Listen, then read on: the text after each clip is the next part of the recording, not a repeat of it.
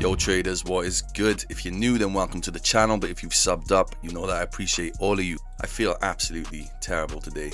I'm not gonna lie. I think I got that Nova virus bug that's going around the UK. I'm just feeling rough. My stomach's killing. You know what's even more fucked up about it as well is I was watching a MambaFX video the other day. He was saying about him being ill and in the hospital and shit as well with like a virus or something. So yeah, but he's in America, I'm in the UK. So what the fuck are the odds of that? Like me busting down the fucking MambaFX strategy video with the Nova virus sickness and him over the other side of the pond, some sort of sickness too.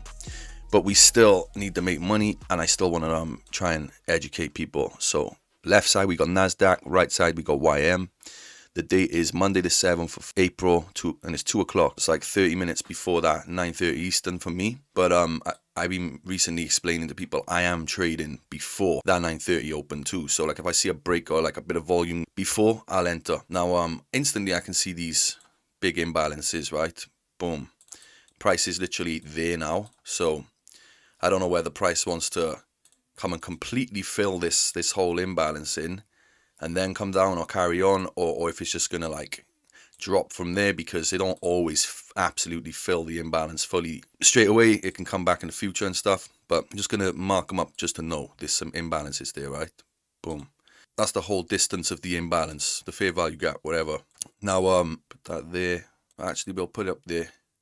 We'll just do this, and I'll put a line there because that's where the wicks are. Line there.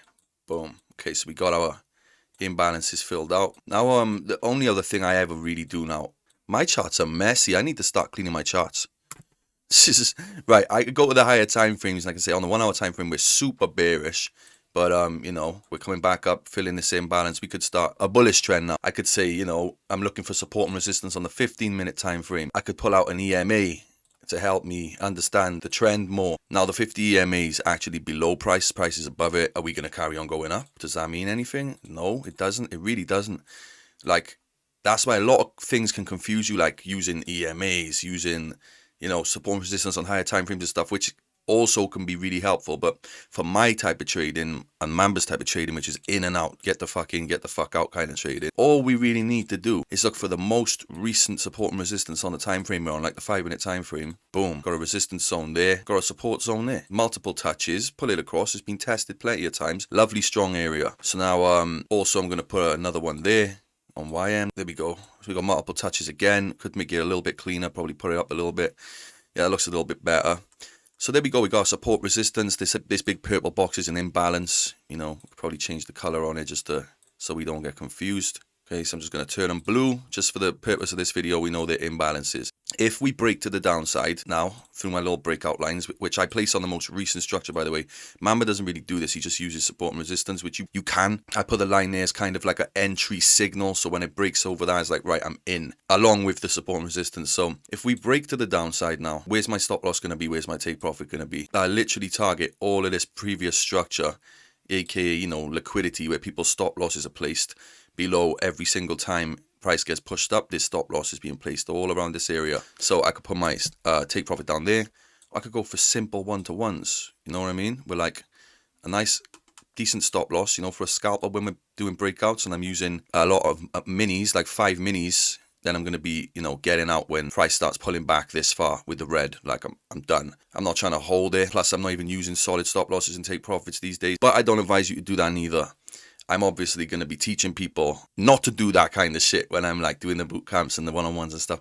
And even in my education videos, I'm going to be advising you to use stop losses and take profits. Right now, I'm just my style of trading. I'm not, because I'm in and I'm out so aggressively. This structure haven't been broken. We need price to come, break above it and close.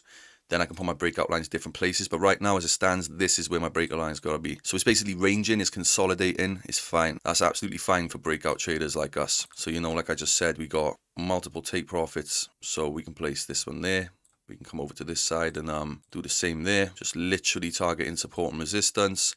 You know, we don't just trade from support and resistance, we actually target it too. So yeah, even though these look like tiny little, you know, trades, they're really big money if you're using the right amount of money on the right amount of leverage. So even with a $100 account, if you've got a $100 account and, you know, you work out that your stop loss per there would be $20, this would be $20 gain. You either lose $20 and win, or win $20. with a 1-to-1 risk to reward. With this strategy, you're going to get a higher win rate anyway. Or you could be really aggressive, like a $20 stop loss there and go for a 1-to-2. Then you'd win 40. So, you know, your risk to reward's higher, but your win rate might be a bit lower. It doesn't really matter. It's all personal preference. Figure it out for yourselves. Like, it took me 3 years to figure out, you know, I didn't want to be a swing trader, intraday trader. I wanted to be a scalper, and now I'm comfortable knowing when I'm in and when I'm out, and just taking tiny pieces of the pie. I'm not trying to eat the whole pie. I'm not trying to stay on the ride to get to the destination where the hour time frames go in. That's where the big money is if you can get in and stay in. But I'm happy making my 1,000 a day right now. That's crazy money for me, life-changing money for me, and that's why I want to try and teach people what to do as well. Sorry, I'm a bit rough today and on myself. I am literally I'm just on these charts and in a rush to get off them too. Like, I just want to make some money and get off, or lose some money and get off. I'll still post a video.